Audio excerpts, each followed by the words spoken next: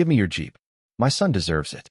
That's literally what came out of her mouth while she was slapping this tacky, fake, emergency use only sticker on my windshield, like she owned the glass. The car. Hell, maybe the whole street. Imagine you're just out there on a regular Saturday, soapy sponge in hand, sun beating down, mind drifting to nothing in particular, and suddenly you're being treated like the criminal in your own driveway.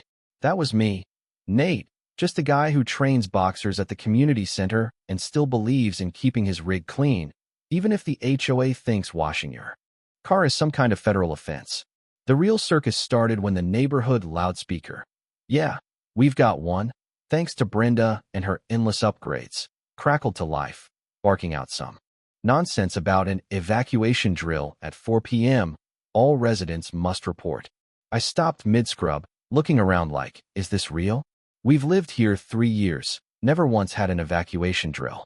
But I guess there's a first time for everything in suburbia. And sure enough, Brenda herself appears, high heels clicking on the pavement, sharp blue blazer like she's running for Congress. And not trailing far behind is her son Trevor. Now, Trevor's 20 but still gives off the vibe of a kid who never left the Cub Scouts. Hard hat, a laminated emergency captain badge that looked like it came free in a cereal box, and a walkie-talkie that kept hissing static every time he tried to sound important. What killed me was the clipboard. He carried it like it was the nuclear football, but up close, it was just a printout of random templates, probably snagged off Google. Neighbors started gathering, some snickering, some pretending to check their mail, but you could tell they were all watching. A teenager across the street even yelled, "Nice costume, Trevor." And for a second, I thought the show was over. But Brenda? She just turned up the volume. Announced emergency access authorization, like she was reading out a royal decree, and before I could move, whap, sticker on my Jeep. Trevor needs reliable convoy vehicles for community safety. Leadership, she declared, and it honestly took me a second to process that this woman just tried to commandeer my Jeep for her son's fantasy roleplay. And then came the kicker. She looks me straight in the eye and says, "We're temporarily requisitioning vehicles for emergency preparedness. We need cars that project the right image." The right image. That's what did it for me. You could tell she didn't care about safety or helping the neighborhood. She wanted a convoy to look like a convoy, and my black Jeep, well, that was the crown jewel in her pageant. I peeled the sticker off, sticky residue and all, trying to keep my voice calm. "Ma'am, this is my car. I'm not handing it over. I didn't sign up for any of this." But she was ready. Brenda had another sticker in hand, and Trevor was holding a whole stack. "The community expects cooperation during emergencies," she lectured and moved in again. This time, I stepped right between her and my Jeep. "This is trespassing," I told her, pulling out my phone, but she was already dialing 911 like she'd rehearsed this moment in the mirror. "Yes, I need to report a resident defying emergency safety orders," she told the operator, voice sharp enough to cut glass. And suddenly every neighbor within earshot was glued to the spectacle. "She's interfering with official evacuation protocols and threatening community safety," Brenda rattled off, tossing out phrases like official protocols and lawful orders. I swear, for a split second, even I started questioning my own reality.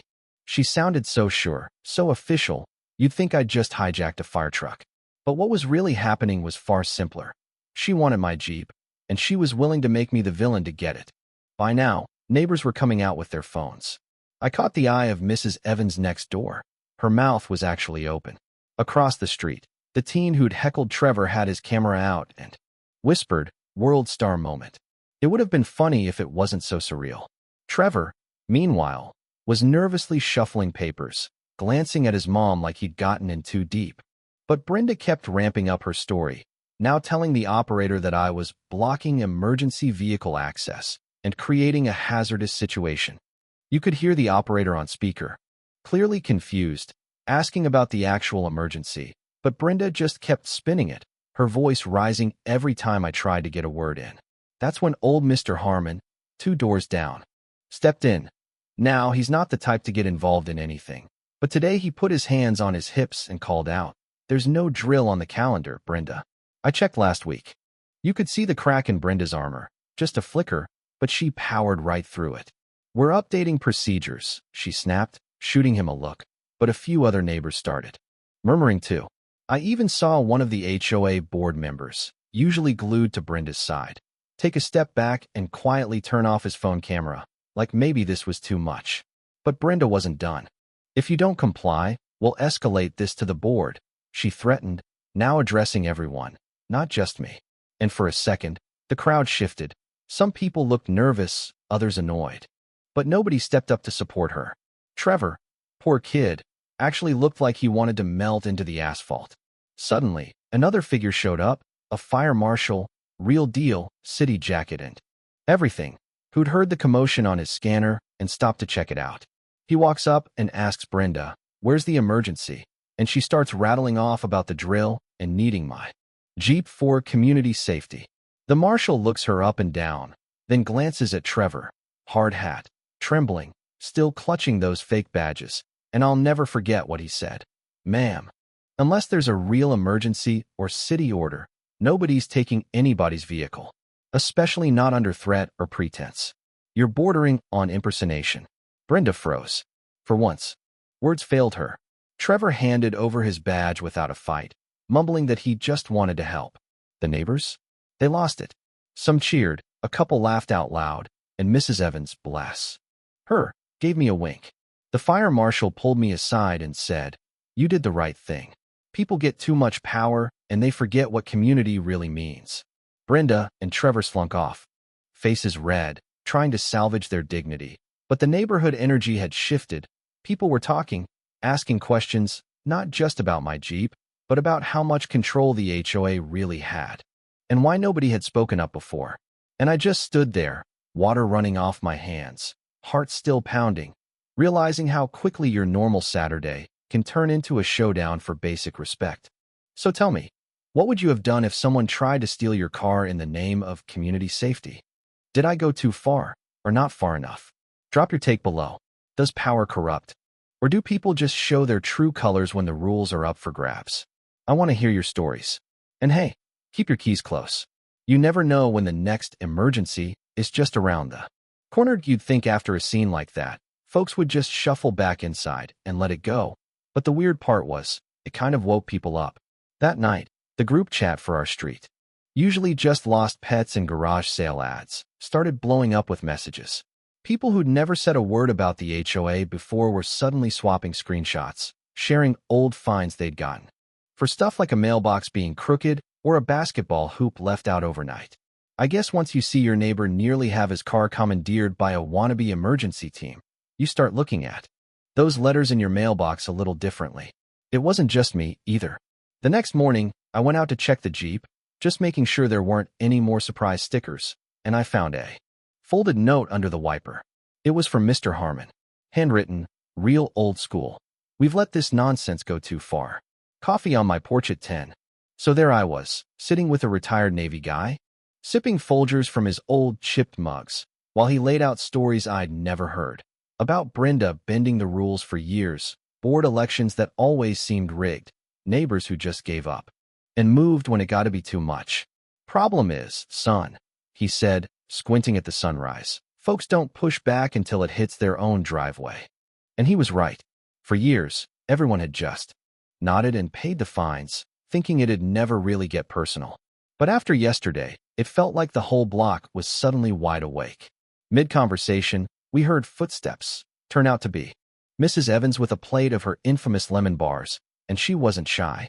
She'd seen the fire marshal shut down Brenda and decided to look up the HOA bylaws herself. Turns out, half the emergency stuff Brenda rattled off wasn't even real. "We've got more power than we think," Mrs. Evans said, waving a manila folder like a flag. "And I, for one, am tired of being pushed around." So just like that, a little backyard alliance was born. We made calls, dug up emails, even found a couple of Brenda's old newsletters where she promised community listening sessions that never actually happened. More neighbors trickled in, some just curious, others fired up. Even Trevor's little sister, Julia, who quietly told us she was sick of living in a house where the whole block hates us. Hearing that kind of broke my heart. Kids shouldn't have to feel caught in the crossfire. By the time the sun was high, we had a plan.